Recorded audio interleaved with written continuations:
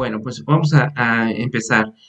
La maestra María Isabel Navarro nos va a compartir, para cerrar el ciclo de conferencias, el tema trastorno del espectro del autismo y su evaluación neuropsicológica.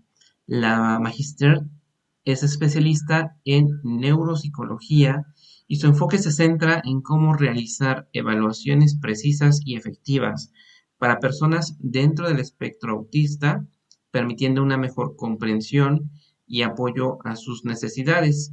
Sin duda, esta presentación nos va a brindar herramientas muy valiosas para el diagnóstico y la intervención. Así es que pongamos mucha atención y adelante, maestra.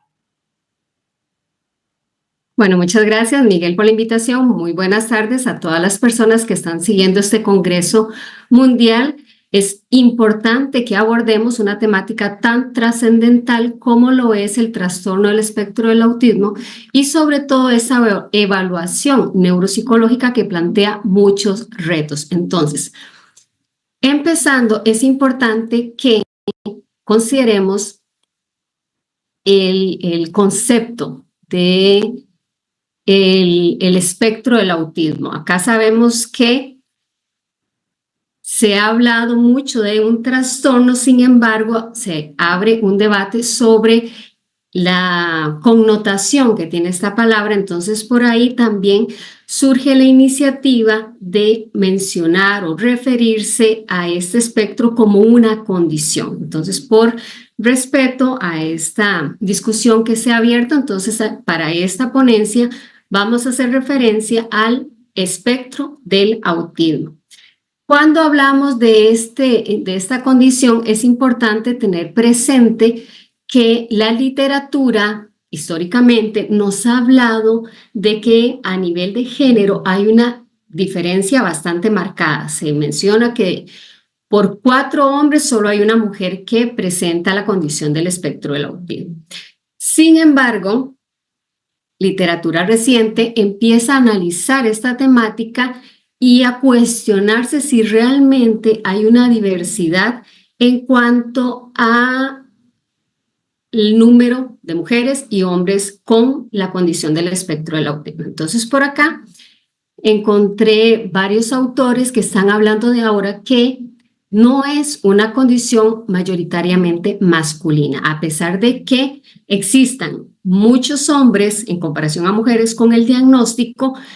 Vamos a evidenciar la importancia de concentrarnos en ese proceso de evaluación neuropsicológica para ver qué es lo que está pasando. ¿Por qué es que hay un infradiagnóstico en mujeres y por qué se da esa diferencia en cuanto a género?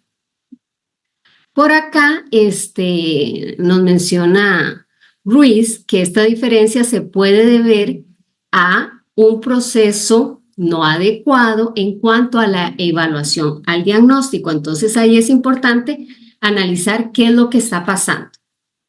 Y para eso es que nos vamos a concentrar en este espacio en la evaluación que es tan importante para evitar ese abuso, ese irrespeto a los derechos humanos. Inicialmente tenemos que tener claridad con respecto al concepto de neurodesarrollo. Esto es un proceso y es muy complejo de entender.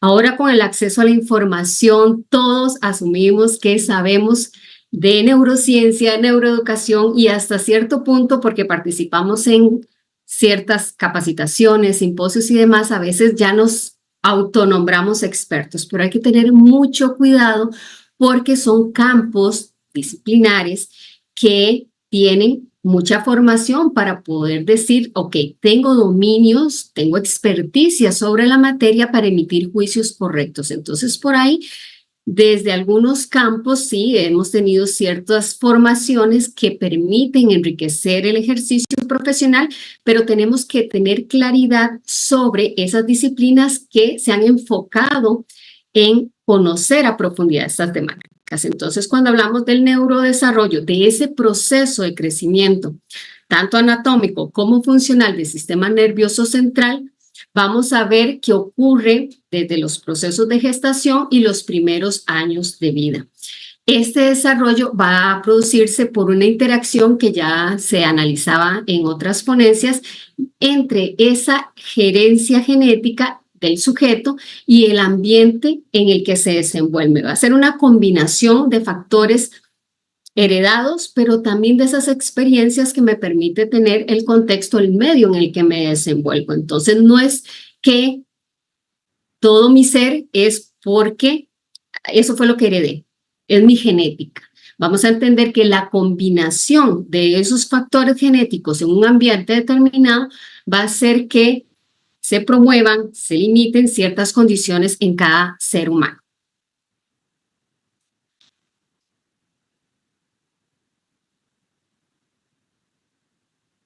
Ya entrando a lo que sería entonces, ¿para qué evaluar? ¿Qué evaluamos? Si estamos hablando del neurodesarrollo como este proceso tan complejo, bueno, ¿cuál es la importancia o por qué hacemos referencia a un proceso de evaluación neuropsicológico? Y es porque siempre van a darse cambios en estos procesos. No todo proceso de neurodesarrollo es igual en todas las personas. Vamos a notar diversidad de expresiones de cómo se va a constituir esa parte anatómica y funcional a nivel del sistema nervioso. Entonces, se van a producir también ciertas alteraciones que se van a manifestar en el comportamiento humano.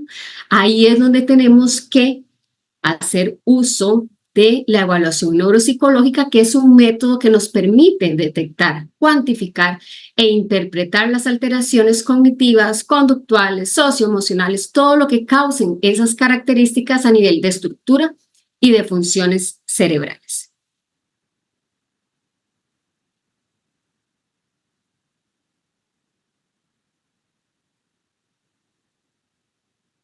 Con respecto al espectro del autismo, les decía desde un inicio que hay muchas preguntas, es todo un desafío su comprensión y es preocupante que hay personas que se atribuyen el título de experticia en la materia cuando todavía no se tiene claridad sobre toda la etiología que podría estar involucrada, porque hablamos de múltiples factores que van a influir. Hablamos de múltiples condiciones que todavía no se han clarificado, hay teorías, hay hipótesis, hay sospechas, pero no a ciencia cierta aspectos bien determinados para la comprensión del espectro del autismo. Entonces es una temática, un campo que está en desarrollo, entonces es importante mantenernos siempre leyendo, investigando, conociéndolo, porque es muy dado que ya conozco a una persona con autismo y asumo que todas las personas que están dentro del espectro van a reunir la misma expresión, las mismas conductas, los mismos comportamientos, y eso no es cierto. Si estamos hablando de un espectro, vamos a ver que la diversidad es tan amplia que tenemos que reconocer a cada persona sus características, sus personalidad, porque también es válido, cada quien tiene su personalidad. Entonces, hacer ese reconocimiento implica detenimiento, ser minucioso y respetar. Y por este desconocimiento precisamente ha ocurrido que inicialmente estamos hablando que de los años 70, por ejemplo, que se hablaba ya del autismo, había un porcentaje muy bajo de la población que era diagnosticada con el espectro. Sin embargo, en la actualidad nos encontramos con una situación que hay autores que denominan como si estuviéramos hablando de una epidemia, que hay sobrediagnóstico del espectro del autismo, al comparar los números con años anteriores. Es algo que se ha mantenido siempre en aumento. En los últimos años siempre está aumentando la población con diagnóstico del espectro del autismo. Entonces ahí se abre un debate sobre lo que está ocurriendo con respecto a el uso inadecuado de este proceso de evaluación neuropsicológica. Entonces, ahí es donde tenemos que detenernos a ver qué está pasando. Porque a pesar de que contamos con información, con números que nos indican que hay un sobrediagnóstico, volvemos a la primera parte de esta ponencia donde les mencionaba que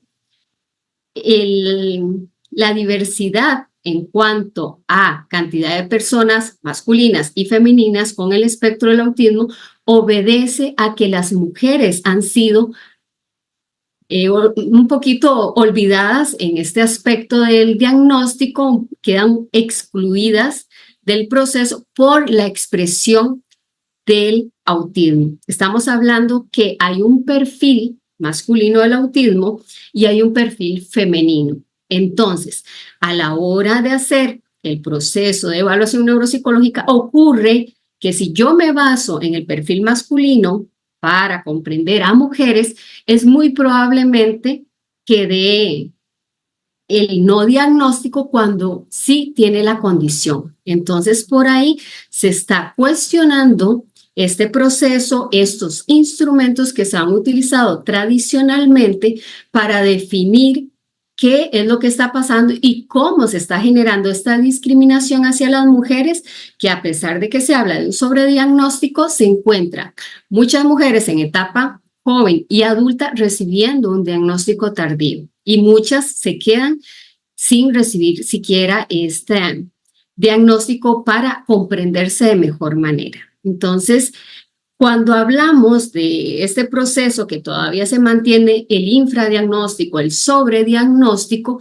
nos damos cuenta que cuando hablamos del espectro del autismo es un proceso muy complejo y es un proceso clínico. Sería muy sencillo si tuviéramos indicadores específicos orgánicos, hacer un examen de sangre, uno de orina, un electroencefalograma y decir, mira, sí, ya detectamos la alteración, la condición, estas características y ya podemos determinar si estamos hablando del espectro del autismo, pero no se cuentan con esos indicadores específicos. Entonces estamos hablando de que hay que hacer todo un proceso clínico y sabemos que como seres humanos se cometen errores y vamos a hablar un poquito sobre esa ética profesional que a veces no se da como se debería para poder llegar a tener información acertada de la persona. Además de esta condición ética de los profesionales, tenemos que tener en consideración que existen también coocurrencias. Además de presentar en situaciones muy particulares el autismo, se puede generar también otras condiciones de salud, otros síndromes. Entonces eso va a hacer todavía más complejo el análisis y el diagnóstico de la persona. Entonces por ahí son factores que no podemos obviar. Están y se vuelve más complejo el proceso, entonces no los podemos omitir.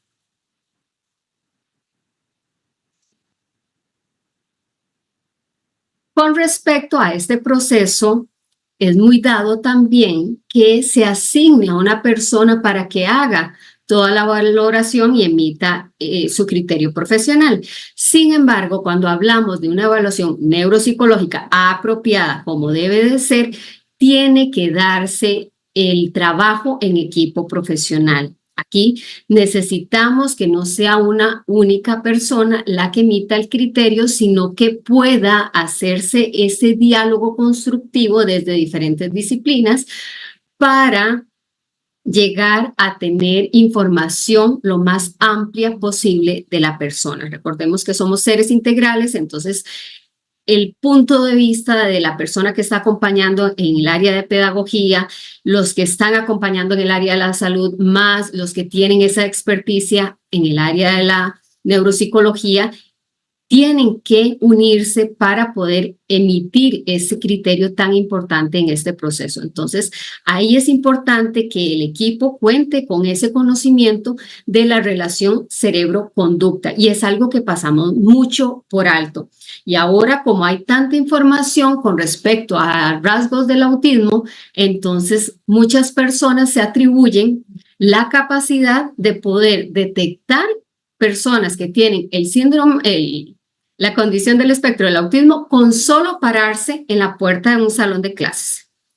Vean lo poco ético que resultan este tipo de comentarios y prácticas, porque hay personas que con una simple valoración emiten juicios que van a influir en la persona, en su familia y en el desempeño en los diferentes ámbitos. Entonces, he escuchado situaciones donde llegan padres de familia, es que mi hijo, mi hija tiene la condición del espectro del autismo. Y uno, ok, ¿y dónde está el documento para hacer un análisis? ¿Cuándo se emitió el diagnóstico, el proceso y demás?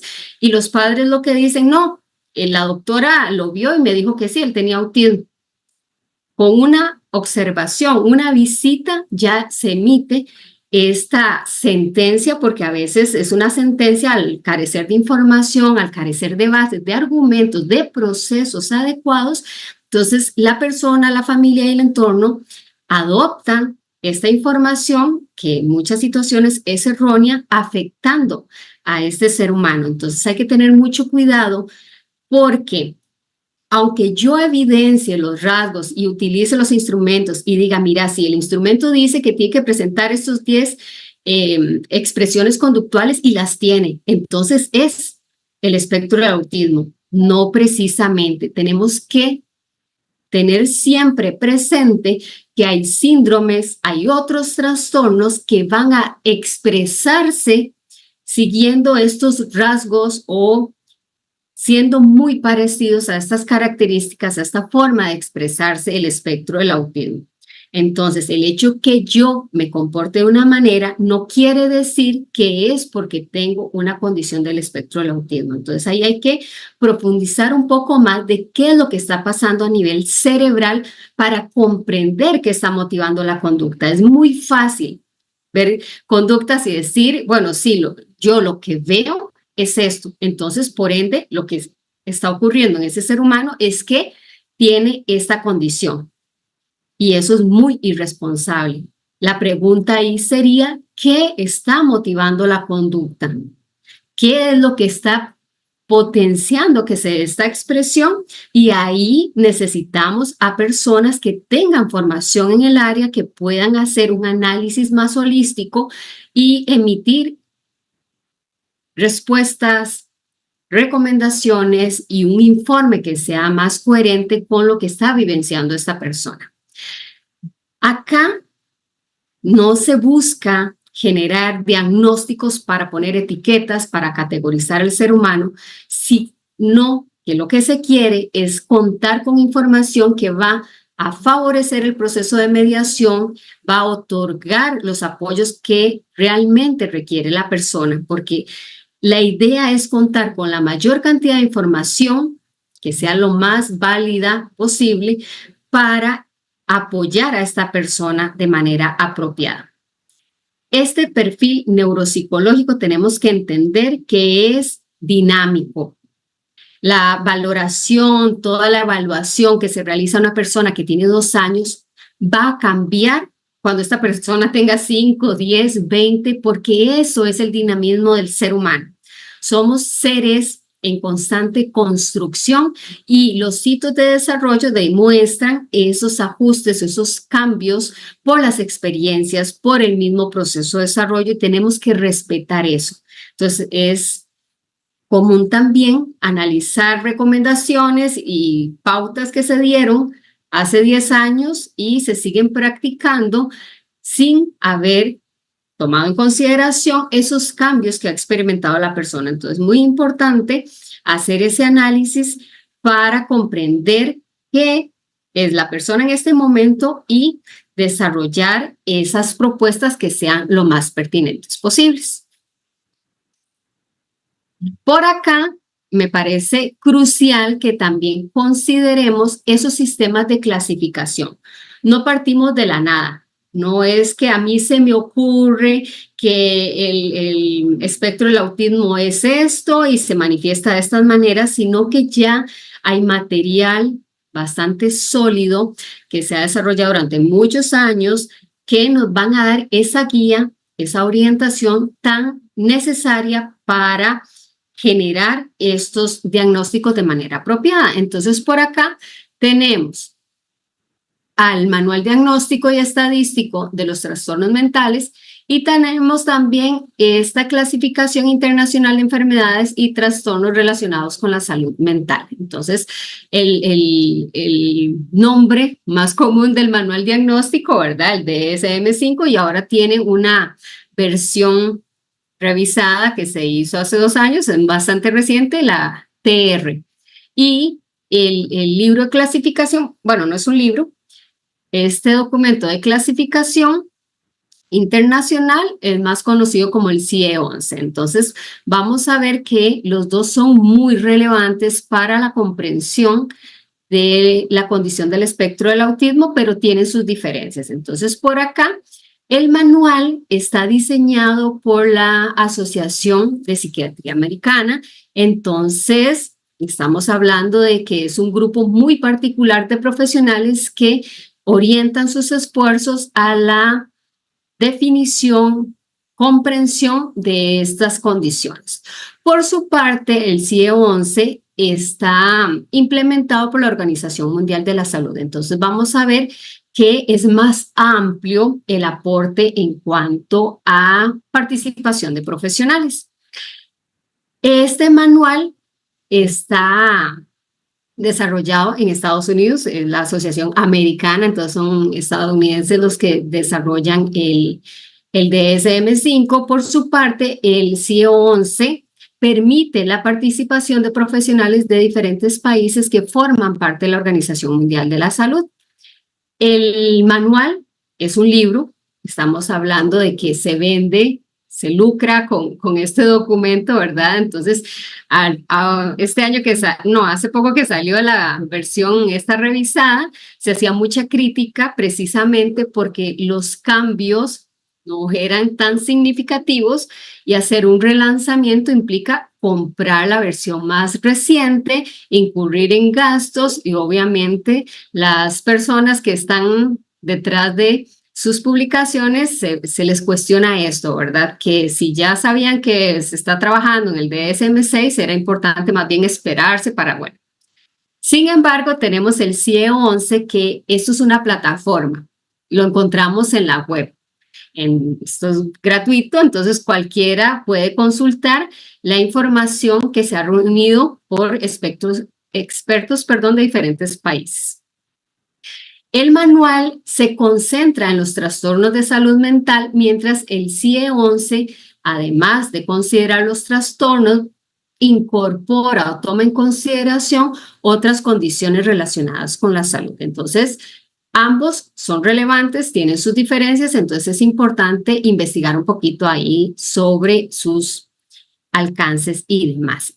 En cuanto al DSM-5, vamos a ver que establece definiciones según las características y el nivel de gravedad. Aquí me parece que lo más relevante que hace el DSM-5 es motivar, alentar a que se utilicen especificadores a la hora de emitir un diagnóstico. Entonces, no es solo decir la persona está dentro del espectro del autismo, sino indicar si hay una condición de discapacidad intelectual o no, si se presentan problemas de lenguaje o no, si hay asociado alguna condición médica o genética conocida o algún factor ambiental, o si se está presentando un trastorno del desarrollo neurológico, mental o del comportamiento. Y su forma de organizar, clasificar, va a ser por 3 niveles. Entonces, el nivel 1 va a referirse cuando la persona necesita poco apoyo, el 2 medio apoyo y el 3 cuando necesita un apoyo muy sustancial. Y aquí la crítica es, bueno, ¿a qué se refiere con muy sustancial, con poco sustancial? Es un poco, ¿verdad?, a criterio del profesional esa determinación que es para mí sustancial, que no lo es. Entonces, eso queda ahí como a criterio del experto que emite esa especificidad.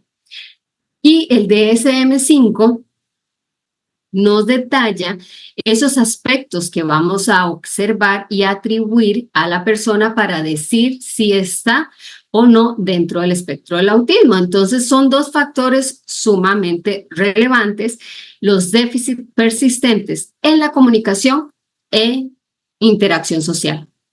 Y estos patrones restrictivos, repetitivos del comportamiento, intereses y actividades. Entonces, viene especificando a qué se refiere cada uno de ellos y además aclara que los síntomas deben estar presentes en las primeras fases del periodo del desarrollo. Si estamos hablando de una condición del neurodesarrollo, entonces se espera que se presente en esas primeras etapas.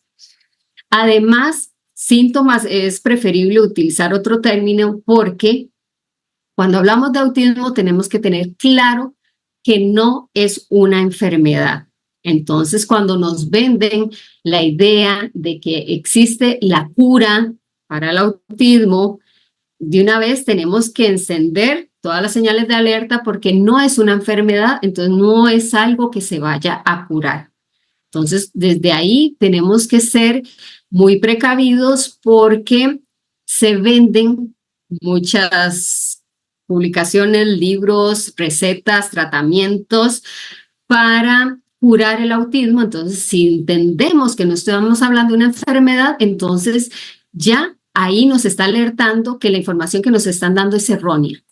Entonces, tenemos que andar con mucho cuidado en este aspecto y entender que estos testimonios de que mi hijo o mi hija tenía autismo y luego cambiamos la alimentación y ya no tiene autismo, lo que me indica no es que el autismo se cura, sino que había un proceso de evaluación neuropsicológica erróneo. No estábamos hablando de autismo, estábamos hablando tal vez de una condición de salud, una situación alimentaria que a la hora de cambiar la dieta, entonces ya no hay la expresión de esos comportamientos que yo estaba interpretando como rasgos del autismo. Entonces, por ahí entendamos que no es una enfermedad, es una condición que va a acompañar a la persona durante todo su arco vital. No va a desaparecer, no se va a curar porque no estamos hablando de enfermedades.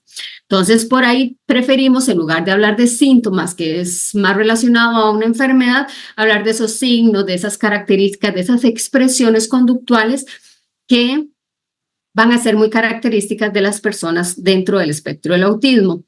Y acá tenemos que tener esa noción de que causen un deterioro clínicamente significativo, tanto en el ámbito social como laboral y otras áreas importantes del funcionamiento habitual. Entonces, ahí sí tenemos que tener esa noción de la influencia que tiene en la vida de la persona. Con respecto al CIE-11, acá es un documento que, como les digo, muy relacionado con el DSM-5.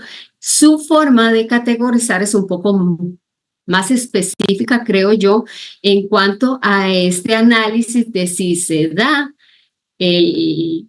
un trastorno por desarrollo intelectual y una deficiencia del lenguaje funcional. Entonces se puede presentar una, se puede presentar la otra, puede que no se presente ninguna de las dos, además del espectro del autismo, o que se presenten las dos más el autismo. Entonces toda esa combinación de posibilidades, el CIE-11 las incorpora en su descripción, además de aclarar que también se puede presentar otro trastorno especificado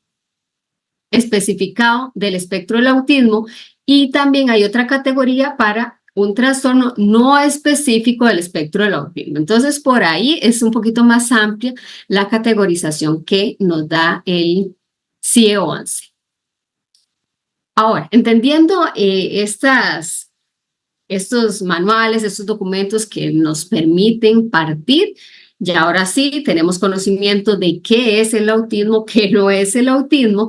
Es importante entonces definir qué voy a utilizar, qué herramientas están a disposición de los profesionales para que el criterio no se quede en una opinión. Si yo es que a mí me parece, yo pienso, esos son suposiciones, se quedan en el plano de la opinión, y en estos aspectos hay que ser muy éticos y tenemos que tener un respaldo, y acá es importante el uso de pruebas psicométricas. Entonces, estas herramientas en el área de evaluación van a encontrarse múltiples herramientas gratuitas, costosas, muy costosas, que están a disposición de los profesionales. Entonces, lo relevante es detenerse y no guiarse por la popularidad, porque es también una tendencia de que el instrumento que está de moda es tal y todo el mundo se está capacitando, entonces yo también me voy a capacitar y ya voy a empezar a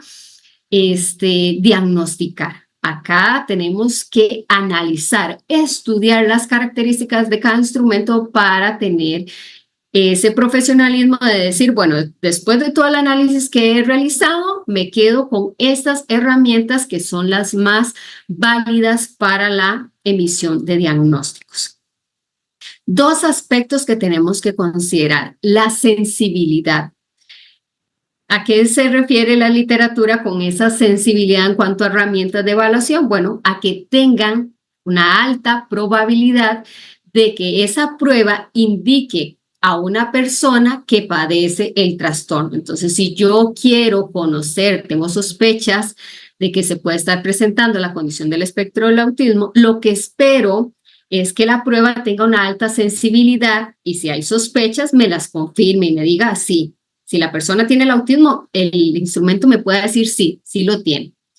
Por su parte, cuando hablamos de especificidad, se refiere a esa probabilidad de que la prueba identifique a aquellas personas que no padecen el trastorno de una manera acertada.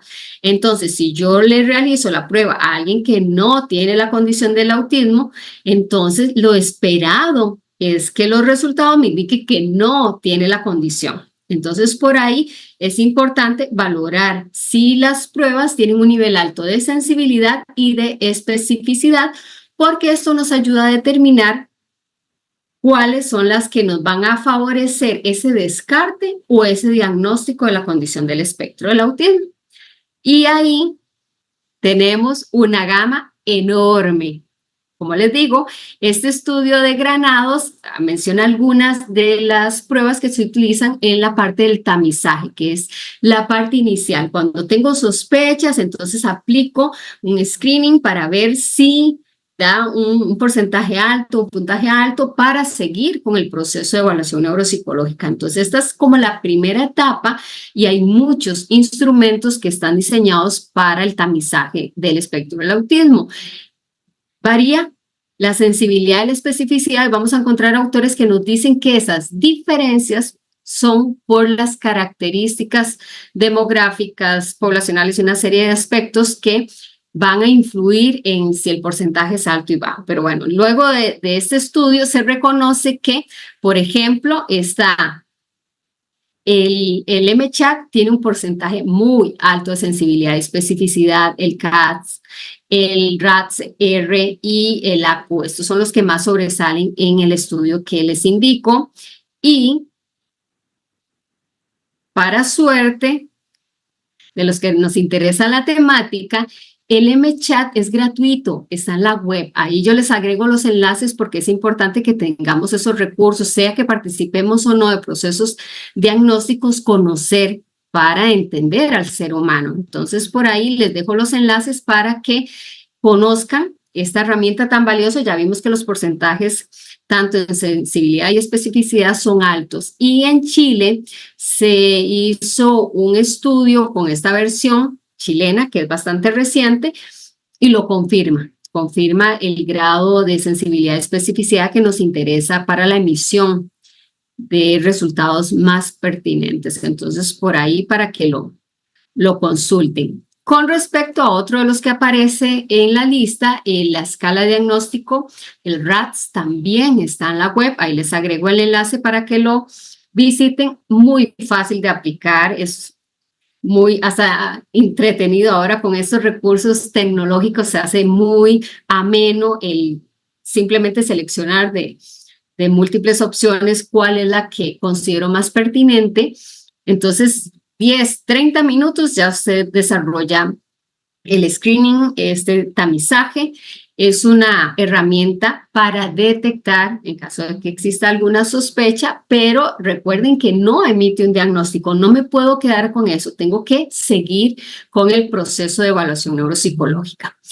Es un documento que tiene muchos puntos a favor y uno de ellos es que también permite apoyar este diagnóstico de las personas ya adultas. Encontramos mucha información en edades tempranas, pero como les mencionaba, hay un grupo poblacional jóvenes y adultos que aún no cuentan con el diagnóstico teniendo la condición. Entonces es importante que nadie se quede por fuera, que todos tengamos ese autoconocimiento, y parte de autoconocerme, de saber quién soy, es reconocer si tengo una condición dentro del espectro del autismo o no. Entonces, por ahí la importancia de que acá se considere también a la población adulta. Con respecto a una de las más utilizadas, vendidas, divulgadas, tenemos por acá el A22, que es, como les digo, una tendencia actual que quiero capacitarme y soy experta y soy la persona para hacer los diagnósticos, y a la vez soy la que genero la mediación y la intervención. Entonces ahí se discute sobre esa ética de que yo diagnostico, hago todo el proceso de evaluación neuropsicológica, y a la vez soy la que voy a venderles los servicios de mediación, intervención, tratamiento y demás. Entonces, por ahí es importante también tener ese cuidado, porque estos autores, Vega y Rojas, nos dicen que de acuerdo a la experiencia que han tenido, muchas veces las familias llegan con este test, me aplicaron el A22, o se lo aplicaron a un familiar, a un conocido, por parte de profesionales que se desconoce su experticia, ¿verdad? Entonces ahí uno empieza a dudar un poco, y los diagnósticos son, bueno, es que le pasaron el A22 y dijeron que no era autismo. Ya después otro profesional se lo volvió a pasar y ahora sí, ahora me dicen que sí es autismo. Entonces hay que tener mucho cuidado con estos profesionales que argumentan tener experticia en la materia, y a veces lo que han llevado es un curso para poder tener las bases y aplicar el instrumento, diagnosticar y a la vez vender la intervención, mediación o lo que estén desarrollando. Entonces, por ahí hay que ser muy cuidadosos donde vamos a buscar este apoyo que nos permita aclarar esas sospechas que se tienen. Entonces, el test A22, según la evidencia que hay en algunas de las publicaciones, es sensible, pero en muchos casos poco específico. Entonces, ahí en situaciones donde hay discapacidad intelectual es difícil hacer la discriminación a la hora de aplicar el A22, entonces puede que resulte poco específico, y se alerta también que el instrumento no considera el perfil femenino del autismo, y cuando nos vamos a analizar baremos y demás nos damos cuenta que mucha de la población a la que se le aplicó el A22 para estandarizar y hacer todo el proceso eran hombres. Entonces, y de igual manera, a la hora de aplicarlo, puede que muchas mujeres salgan con un diagnóstico de que no tienen la condición cuando sí la tienen, porque la herramienta no considera esos rasgos propios del perfil femenino.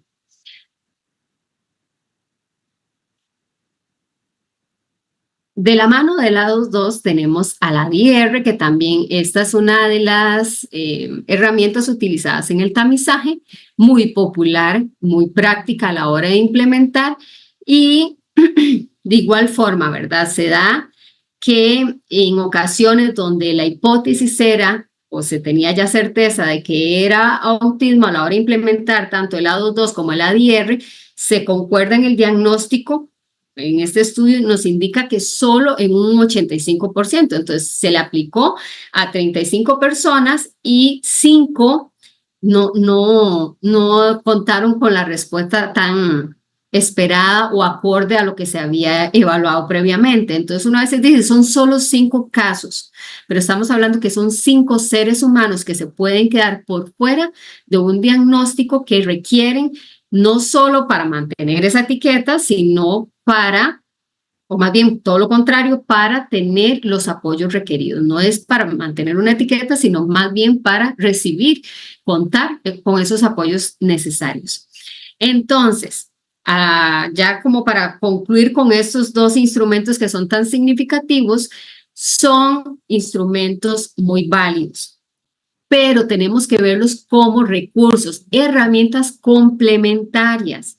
No podemos omitir que el proceso de evaluación neuropsicológica es eso, un proceso. Entonces aquí lo que destaca, lo que tiene que ser protagonista no es que estoy utilizando el A22 y el ADR y ya tengo mis cursitos, sino que el diagnóstico clínico que yo voy a desarrollar es especializado, es integral, es sistémico, interdisciplinario y evolutivo. Entonces, por ahí vean que la responsabilidad no es solo de que llevo un curso de 2 horas y compré los instrumentos, sino que tengo que garantizar que todo ese proceso de diagnóstico clínico reúne esas condiciones.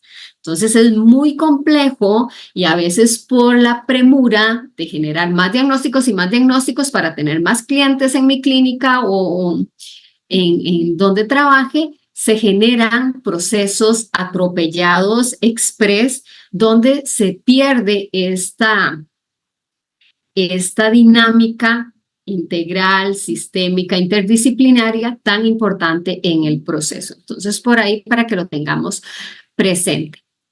¿Qué podemos hacer ante tanta información, tantos recursos, tantos instrumentos que tenemos a la mano? Bueno, ahí con la capacitación, la autoformación es que podemos tomar esas decisiones tan pertinentes. Y me encanta esta propuesta que también está en la web, ahí les agrego el enlace, del Instituto Nacional para la Salud y la Excelencia Clínica del Reino Unido. Entonces acá es un trabajo de varios países europeos que desarrollan las guías NICE. Entonces, pensando en que hay mucha desinformación, pensando en que las desigualdades a nivel social, político, económico a veces no nos permiten acceder a información, recursos y demás, ponen a disposición del público una guía muy detallada de recomendaciones relacionadas tanto con la identificación como el diagnóstico de las personas dentro del espectro del autismo. Entonces, acá se considera desde el nacimiento hasta los 19 años. Se pasa actualizando. La última revisión o la información que yo encontré es del 21, pero siempre mantienen esa constante actualización. Entonces, es importante que si nos interesa la temática, leamos, nos acerquemos un poquito a estas guías porque realmente están desarrolladas de manera muy específica. Entonces, en una parte inicial aclaran algunos aspectos que hay que tomar en cuenta porque hay personas que presentan mayor posibilidad de presentar la condición del espectro del autismo. Entonces, ahí tenemos que prestar todavía más atención a esos hermanos de personas que ya han sido diagnosticadas con el autismo, bebés que tienen papás que son muy mayores o muy jóvenes, a aquellas situaciones donde se presentan antecedentes del desarrollo prenatal o perinatal no óptimo. ¿Y a qué me refiero con no óptimo? Uso de medicaciones durante el embarazo, condiciones de obesidad materna, hipertensión, infecciones y demás, ¿verdad? Todo lo que pueda afectar el proceso de neurodesarrollo en etapa de gestación. Además de prestar atención a niños con diversas condiciones genéticas y o en los que padecen otros trastornos como los de ansiedad, estados de ánimo, trastornos de atención, hiperactividad y trastornos obsesivos compulsivos. Es sumamente complejo cuando hablamos del espectro del autismo. Hay literatura que nos dice que un 80% de la población, además de presentar la condición del espectro del autismo, tienen otro trastorno, síndrome o condición de salud ahí relevante que tenemos que considerar. Entonces, si ya sabemos que estamos hablando de una persona que ha sido diagnosticada con déficit atencional, hiperactividad o que tiene alguna otra condición, tenemos que prestar mucha atención para determinar si además de esas condiciones podríamos estar hablando del espectro del autismo.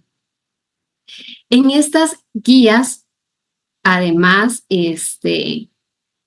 nos invita a considerar otras posibilidades. Hay que tener en cuenta que puede ser poco reconocido en las mujeres. Entonces, a veces lo que categorizamos como personalidades, que es una niña muy tímida, introvertida, puede ser que sí, pero no nos podemos quedar con eso. tenemos que profundizar, tenemos que estudiar a esa persona de manera integral, de manera holística, para comprender qué es lo que realmente está ocurriendo en la persona y de esa manera establecer los procesos de mediación pertinentes. Entonces, si sabemos que muchas mujeres están quedando por fuera del diagnóstico con más cautela, tenemos que observar esos rasgos que están ahí, de manera sutil, un poquito solapados, pero están ahí. Los signos deben observarse en el contexto del desarrollo general de la persona y era parte de lo que señalaba que mucho del criterio de la observación que se hace es en consultorio, un ambiente diferente al que está acostumbrada la persona a desarrollarse, entonces obviamente el comportamiento, las conductas van a ser diferentes por el ambiente en el que estoy. Entonces no es lo mismo mi interacción en un ámbito educativo, en el que participo diariamente, a lo que voy a expresar en un consultorio donde hay todo un control de estímulos y demás. Entonces, por ahí hay que ver, conocer la dinámica de la persona en los diferentes ámbitos en los que se desenvuelve. Los signos no siempre habrán sido reconocidos por familiares o por profesionales, que a veces nos pasa. Bueno, es que si de verdad es una condición de autismo, lo tuvo que haber detectado la profesora, el profesor de preescolar. ¿O cómo es posible eso de si los papás no han tenido sospechas es porque no? Puede ser que pasen por alto ciertos factores, entonces no podemos asumir que ya por edad y por obligación de estas personas, si no se hizo, quiere decir que no existe. Puede ser que sí y simplemente se haya omitido esa información. Estos signos pueden haber sido enmascarados, es lo que conocemos como el camuflaje. Entonces, hay personas que desarrollan mecanismos para adaptarse. Entonces, imitan lo que ven en la televisión, reconocen aspectos sociales y los incorporan de manera consciente, forzosa, porque no es algo natural. Entonces, asumimos que no poseen la condición del espectro del autismo cuando han realizado todo un esfuerzo para adoptar ciertas estrategias para la interacción social. Entonces, por ahí tenemos que prestar atención porque el camuflaje se da y en todos los estratos sociales. Estamos hablando de que hay personas que me sorprendió mucho la situación del actor Anthony Hawkins, que fue diagnosticado con la condición del espectro del autismo después de los 70 años. Y uno dice, ¿cómo rodeado con tantos profesionales, gente, se pasa por alto esto? Bueno, ahí es donde tenemos que prestar atención y entender que el infradiagnóstico está siempre de la mano del sobrediagnóstico. No podemos decir, bueno, cada vez hay más diagnósticos de autismo, sí, pero de igual manera hay muchas personas que se están quedando por fuera de recibir esa información necesaria. Y acá me encanta que aclaren en estas guías que un buen contacto visual, sonreír, mostrar afecto a los miembros de la familia, tener juegos de simulación o resolver situaciones ya después de que ha recibido una terapia o apoyo o mediaciones, no deben ser motivo para descartar el autismo. Porque a veces pasa, hay sospechas y de repente un profesional, no, pero ve, esta persona tiene contacto visual, no es autismo, ni insistan, no sigan con el proceso. Y acá las guías nos aclaran que a pesar de que la persona manifieste estas conductas, tenemos que seguir profundizando, analizando, estudiando toda la situación para decir es o no es. Pero entonces, lo que les decía de algunos profesionales que dicen, yo me paro en el salón de clases y los identifico en 10 minutos, es una irresponsabilidad, porque tal vez ese grupo de mujeres que han aprendido a desarrollar contacto visual, a sonreír, yo las discrimino y ya las dejo por fuera de recibir esta evaluación neuropsicológica tan importante. Entonces, muy necesario llevarnos esto y tenerlo presente. Aunque tenga estas características, podría estar hablando de una persona dentro del espectro del autismo. No puedo descartar porque evidencio, observo estas conductas. No es suficiente. Y estas guías son sumamente valiosas porque como viene el análisis para diferentes edades, entonces, por ejemplo, nos indica en cuanto a comportamiento, interacción social y comunicación recíproca, cuáles son algunas de las conductas, de algunas manifestaciones que tengo que observar. Y viene por edades, entonces, ¿qué debo observar si la persona tiene 2 años, si tiene 5 años, si es un joven? Entonces es muy valioso porque es una guía, es una ruta, es una orientación que me va a poder permitir acercarme a las personas de acuerdo a las edades que ellas tengan. Entonces, por acá también explica con respecto a la respuesta a las demás personas, esos aspectos que debería atender, observar y tener presente. Con respecto a la interacción con otras personas, también hace todo un desglose, lo referente a contacto visual, señalar, otros gestos, intereses inusuales o restringidos y o comportamientos rígidos y repetitivos. Hablamos de intereses profundos para ser más respetuosos y ahí ustedes se organizan de acuerdo a las edades que quieren conocer más esos aspectos. Entonces, para ir cerrando, aquí es importante tener presente la clasificación que voy a utilizar, el DSM-5, el CIE-11. Eso queda a criterio de los profesionales. Recordemos que es indiferente. Hay personas que piensan que tienen que usar el DSM-5. Recordemos que si pertenecemos a la Organización Mundial de la Salud, podemos utilizar también el CIE-11. Entonces, por ahí es importante analizar ambos documentos para ver cuál es el que consideramos más pertinente. Ya después contar con todas estas guías para entender el proceso y de igual manera definir esas herramientas que voy a utilizar. Pero el proceso va a requerir también que en una etapa inicial me concentre en esa entrevista, en ese acercamiento con la persona, con su familia, los profesionales que también han tenido relación, para responder estas 3 grandes preguntas. Y vean la seriedad de estas. La primera, por ejemplo, dice, se trata de un problema neurobiológico, perdón, de base. Es muy fácil decir, tiene conductas repetitivas, poca interacción social, es autismo. Pero a la hora de preguntarle a esa persona que está emitiendo esa opinión, ¿usted puede asegurar que hay un problema neurobiológico de base? Ahí es donde tenemos que pausar, meditar y decir, no, estoy actuando de manera poco ética, no puedo hacer tal afirmación.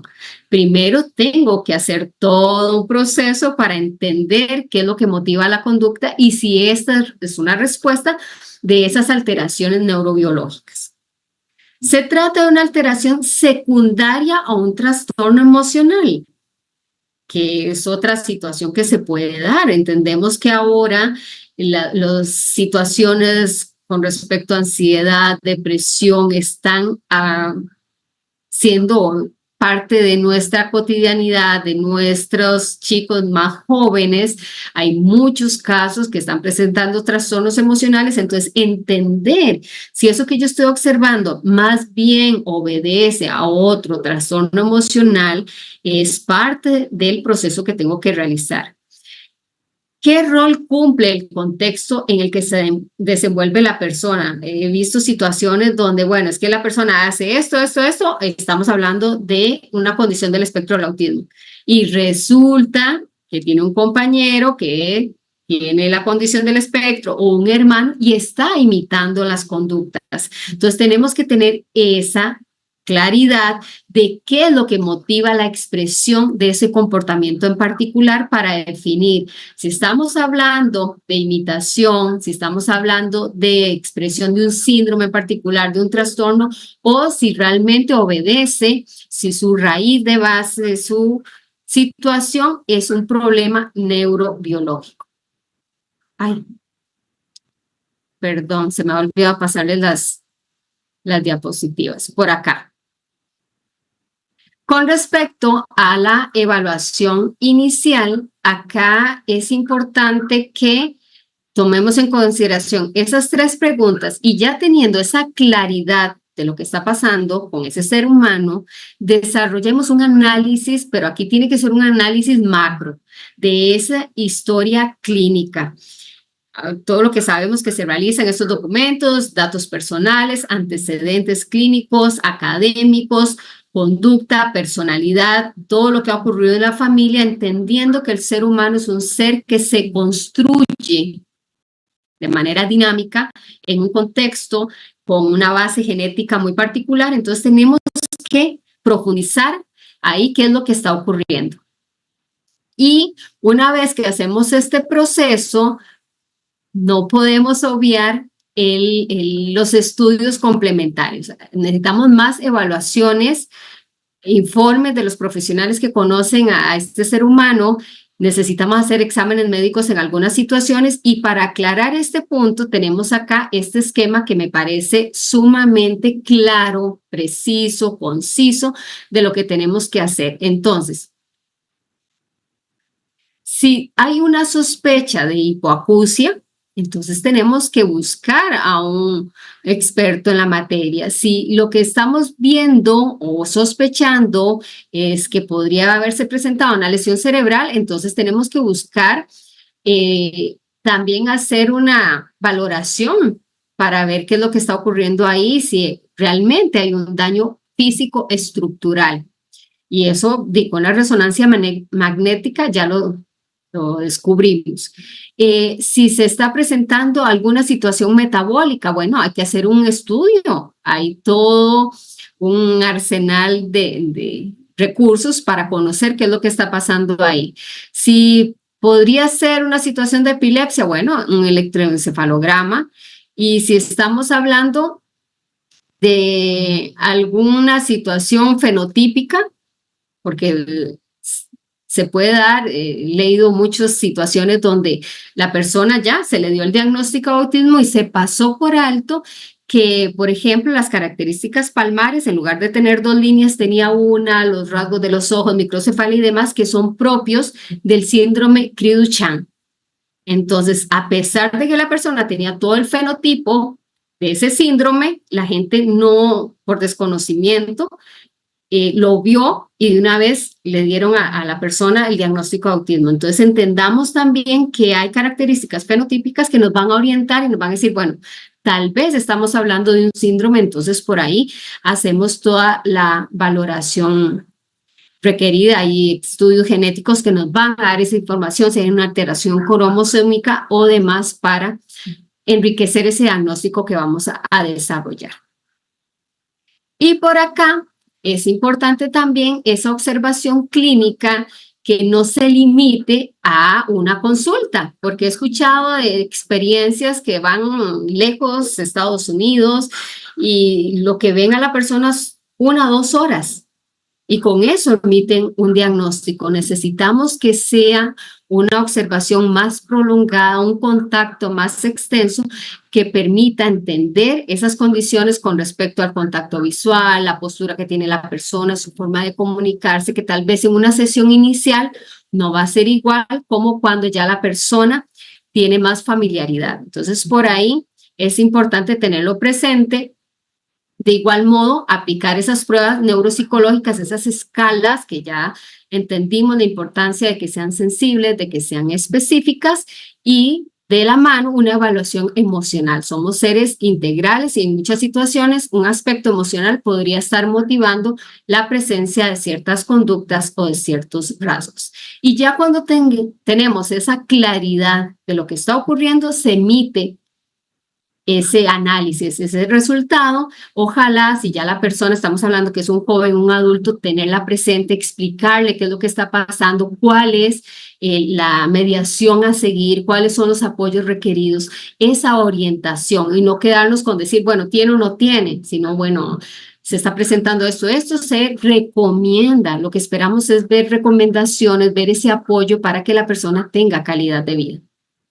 Y esto sería, es muy importante no asumir que lo conocemos todo, seguir investigando, seguir analizando, seguir cuestionándonos lo que tenemos de momento y si tienen alguna duda, Ahí tienen mi correo, mi número telefónico, quedo a su disposición para lo que se requiera. La presentación se la voy a compartir a los organizadores para que la tengan también disponible y puedan hacer uso de la misma.